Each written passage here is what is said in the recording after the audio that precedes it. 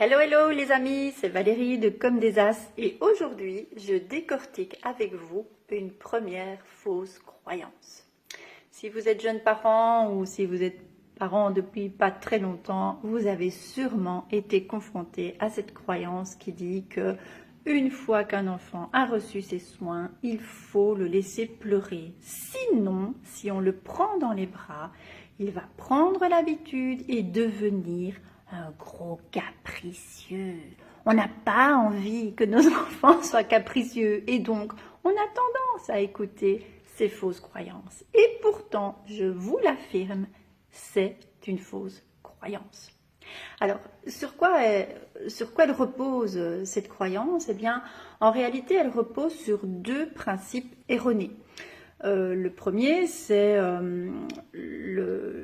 remonte à l'après-guerre, donc dans la génération d'après-guerre, la mortalité infantile qu'il y avait eu et toutes ces carences ont fait qu'un hygiénisme s'est vraiment installé. Et ce qui comptait vraiment, c'était que les enfants soient propres. Donc on les lavait, on faisait en sorte qu'ils soient bien propres. On n'avait pas tellement pensé à la douceur et au bien-être parce qu'on pensait à l'époque qu'un enfant propre était un enfant en bonne santé. C'était pas tout à fait faux, mais c'était pas tout à fait complet.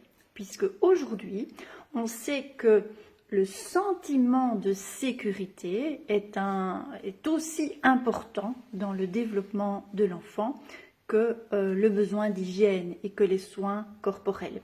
En effet, si un enfant est en gros manque de lien, est en carence affective, il peut se laisser dépérir. Dans les pires scénarios, il peut même aller jusqu'à la mort. Donc, on sait vraiment que le sentiment de sécurité, l'attachement, un lien sécure est vraiment quelque chose qui est nécessaire au développement de l'enfant. Ce sentiment de sécurité, eh bien, il peut notamment passer par le fait d'être contenu et d'être manipulé en douceur.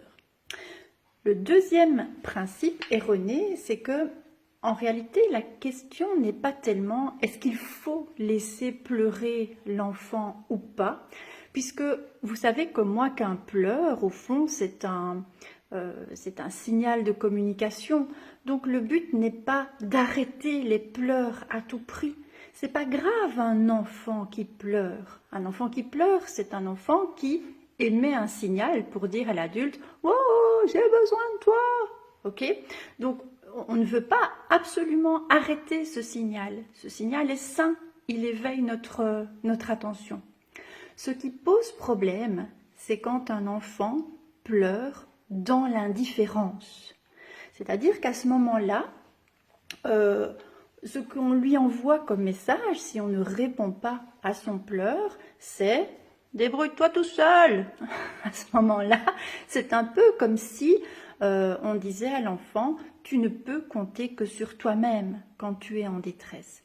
Et donc ça, c'est évidemment pas le signal dont un enfant a besoin pour se développer, puisque quand il est petit, il est dépendant de l'adulte physiquement, bien entendu, mais aussi psychiquement, c'est-à-dire que c'est l'adulte qui doit penser et apprendre à l'enfant les stratégies pour se sécuriser. Qu'un bébé pleure dans vos bras bienveillants n'aura pas du tout le même impact sur son cerveau que de pleurer dans l'indifférence totale.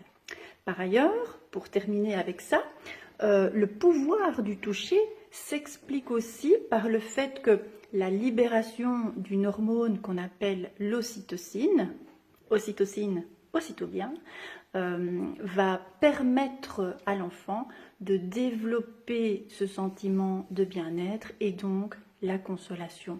Donc le toucher bienveillant permet la libération de cette hormone qui apaise l'enfant. Évidemment, si on laisse l'enfant tout seul dans son lit en train de pleurer, il n'y a pas de réponse affective, il n'y a pas de toucher, et donc c'est un enfant qui finit par arrêter de pleurer, plutôt par désespoir que par consolation. Donc le seul message qu'on délivre aux enfants en les laissant pleurer seuls dans leur coin pour qu'ils arrêtent de pleurer par eux-mêmes et pour qu'ils apprennent par eux-mêmes, c'est « tu ne peux pas compter sur moi ». C'est évidemment pas ça qu'on a envie de dire à nos petits.